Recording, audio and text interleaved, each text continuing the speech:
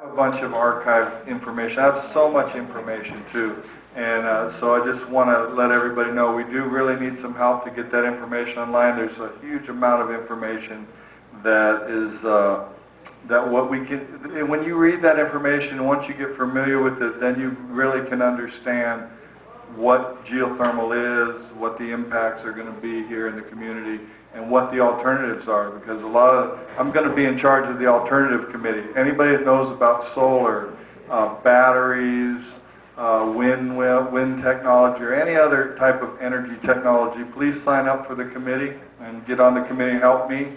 I have hundreds of links. I mean, solar is the most amazing thing to me. I knew about it, but I've been studying it for months now. And the more I study it, the more amazing it is. Germany just produced 50% of their power 2 weekends ago with solar power. They shut down 8 nuclear power plants because of Fukushima, and they're going solar, and the world's going solar. And part of the problem with geothermal and that HELCO has with the alternatives is it's a threat to HELCO. And they've even said, I was reading it yesterday, where HELCO says they went to the state and they're asking for decoupling and other things because they're worried they're going to go out of business. They can't maintain their model. And you know, so well, and part of that is how much of your electric bill goes to maintaining this grid. Think about it. You got the poles, the wire, the guys that work on it, the tree trimmers. It's an amazing amount. It's probably, I'm trying to find out, and I'm just going to rough guess, you know, it could be half of your bill just to maintain the grid. And it's 18th century technology. We're living in the 21st century now, and the rest of the world is going to decentralized power, where you use the power where you produce it, because it's very, very inefficient to move power around through power lines. You know, this geothermal thing it's not about what's best for Hawaii and what's best for us. It's about making money. It's about a monopoly, and we pay the highest rates in the United States, and that's what this is about. We've been getting ripped off for a long time, and we're a cash cow for these guys, and they're not about to let that go without a fight. So we need to stop them on that.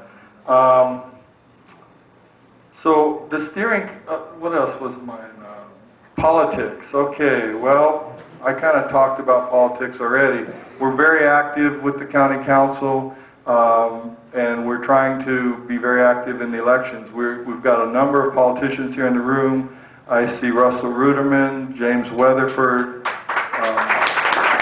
Gregor Iligan, Dominic Yagong, Brittany Smart.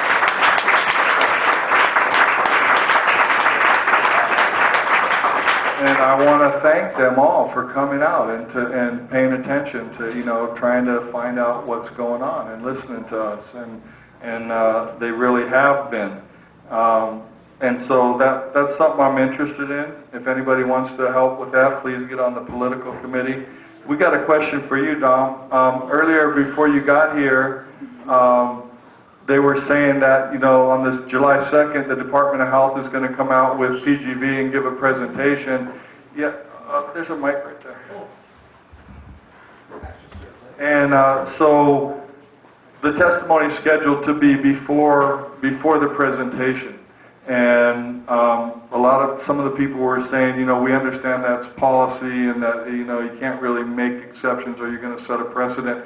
But we don't know what they're going to say, so it's kind of hard for us to testify to what we don't know about. So we were wanting to ask if there's any way we can have at least some people testify after the presentation. Yeah, that's not normal protocol, you know, because what we do is we accept the public testimony first before we do the presentation. I think what we could do, though, Bob, if you'd like, we could certainly, they will provide us with information in regards to what they're going to speak about. We can certainly provide the public with that information, and you know, maybe you can kind of curtail your testimony in regards to that. But normally we don't have any testimonies after. But what we could do, let's say the protocols first, right? But what we could do is that any council members can ask someone to come forward to the table if they have a question. So in other words, if there's a blaring question that you may have, we could certainly call you forward and say, Mr. Patrici, what do you feel about what was said in this particular subject matter? And then you come up and share. I mean, certainly we could do that. But again, like normal protocol is testimony before. Thank you, Dominic. And now we understand that. Athena. Dominic, actually, the protocol that you talk about has only kind of been recently installed. It was always the other way around. That the people always, listened first, and then they came up and spoke later. And I could probably put it it happened about 5 years ago. But for years and years and years, it had always been the other way around. So, but it served the community more than it served the council. But isn't the council supposed to serve the community? No, absolutely. The only thing is when a item is brought up to the council, at that particular time, once it's ready to the record, it's normally ready to the record for action. So in other words, at that point in time, the council would actually, vote yes or no on a particular item. And presentation, of course, there's no action required except to just the close file on the report.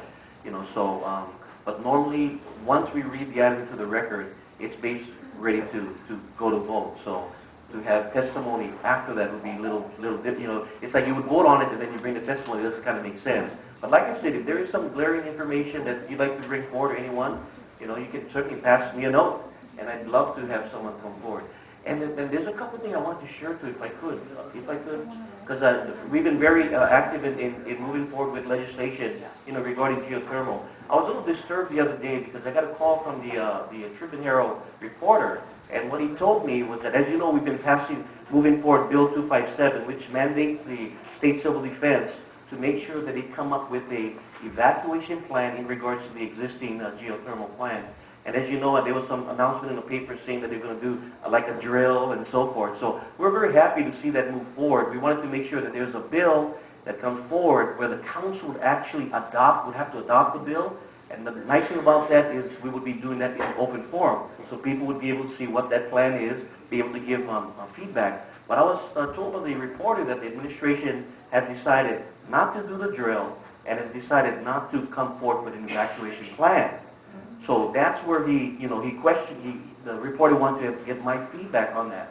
Now, we are going to be voting on that bill on Tuesday in regards to mandating the evacuation plan. I'm very concerned about that because what the reporter shared with me, not the administration, what they shared with me was that they were going to utilize the environmental EPA plan in regards to plans such as this, where they would have an internal type of plan. And I said, but if the plan is not directed to deal with Puna, it doesn't make sense. It'll be just a piece of paper on the shelf. And so I'm very concerned about that. So I think there's going to be an article in the paper regarding that tomorrow. So we really need to have the administration clarify that. Because for one thing, I don't think that is right. We do need to have a plan, in regards to this plan, because as you all know, some of you may have gone to that blowout where people really it wasn't organized. People did not know where to go and who was in charge. So I'd like to ask your support with that, because we still need to pass that, and we need to make sure that the administration does follow up and come up with that actual plan that can be shared with the community and allow you folks to give feedback to that. The second thing I want to share with you is, Bill 256 that we've got coming up on Tuesday as well. As you know, it really focuses on the relocation, to be able to get people relocated within 1 mile radius and allow people where even if their home was not built prior to 1989, to allow them to be able to relocate should they choose to do so. And the other thing it does is it redirects the funding to deal with public safety, whether it's health studies, whether it's monitoring, or whether it's coming up with a plan that will allow people to get warned if there's a problem. And so we've got that coming up on Tuesday as well, so we certainly need your help in doing that. I had a meeting with Ormat. The gentleman from Las Vegas came by and he asked to have a meeting with me along with the lawyer of PGV, and they are opposing the bill. And what they're saying basically is they're opposed to the fact that we're calling it a buffer zone or a safety zone, and they don't want that connotation. Instead, they want it to be called a study zone So just to let you folks know, there's some concerns about what we're doing is we're really making sure that those people that do have concerns about living within close proximity of that facility, that they have the ability to relocate if they so choose. And that's what we want to do. We want to make sure that we follow up on the health studies, and not just say we're going to do health studies, but we have to have the funding to do it. I mean, to do a true health study, you need the funding. They're concerned that they're concerned. And so I told the gentleman that, as far as I'm concerned, I know that they all talk to other council members as well, but I told them what we're doing is a proper thing to do, it's a correct thing to do, and I will in no way change that connotation to a study. It's basically making sure that we do set up a buffer zone around a facility such as this to help protect the general public. So anyway, just to let you know, there's going to be some effort to try to have us redirect what we're trying to do, which is to make sure we have health studies and monitors. And I do want to share one last thing. I'm so sorry, Bob. One last thing. There is another bill that we've got coming forward that's going to be up on Tuesday as well. And it's a new bill that I put forward. It's called Bill 267. If you folks have been following the discussion, there have been people that are kind of concerned about removing the monies out of public safety. Out of community benefits, and putting it towards public safety. As you know, Mr. Bloss was adamant. In fact, he voted against Bill 256 because he wanted to keep the community benefits in there. Now, I just want to tell you that it's so important that we focus our efforts on relocation and public safety. However, I will tell you, I do understand that people appreciate the fact that there was some monies available for community benefits. So just to let you folks know, this is what we have done. There's two funds that the county council have control over. One is a relocation fund, and we're changing that to relocation public safety. The second fund is the Geothermal Asset Fund. That fund is about $2.1 million in that fund. The way that fund is set up, it's set up where the Windward Planning Commission basically oversees that fund.